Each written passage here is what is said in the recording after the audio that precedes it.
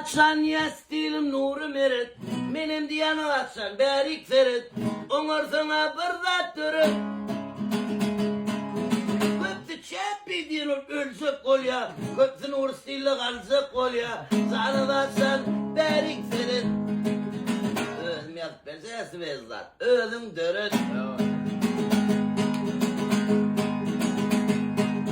Köpsün aydım yazıp ver paylamalı, köpsün çoğunu da zaylamalı, sana açsan berik verin.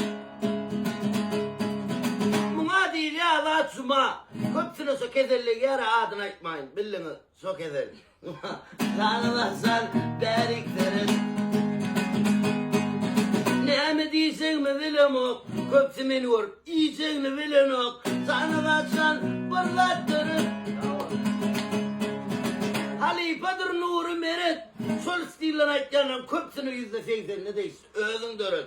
Sana açsan berik verin. İnte göçmel nuru meredin güyüzü, Allah sanının sessiz yüzü, sana açsan berik verin. Köpsünü değiştirler o disimin tek yari, sana açsan bunu ölçek bol ya yari, sana açsan özün dörün. Diyecek mi dedim, sol stiler aytyanım var ya %50'sine kelle giydim, sana açsan berik verin.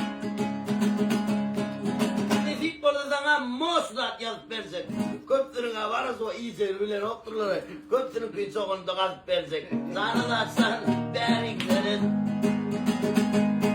Nedir geçsen, köpsü beni gör yani, ip bilen ok, diyeceklim deyip bilen ok, sana açsan berik verin. Halifadır nuru meret, %50'sini de özün dörün. Sana açsan berik verin.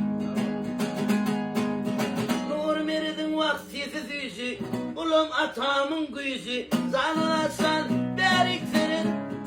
Nedir yazan?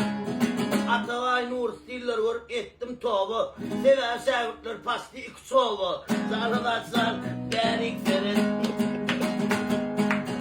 Men yal olsa kolum özüm okut, köpeğine vak koydum nokut, sana açsan berik verin.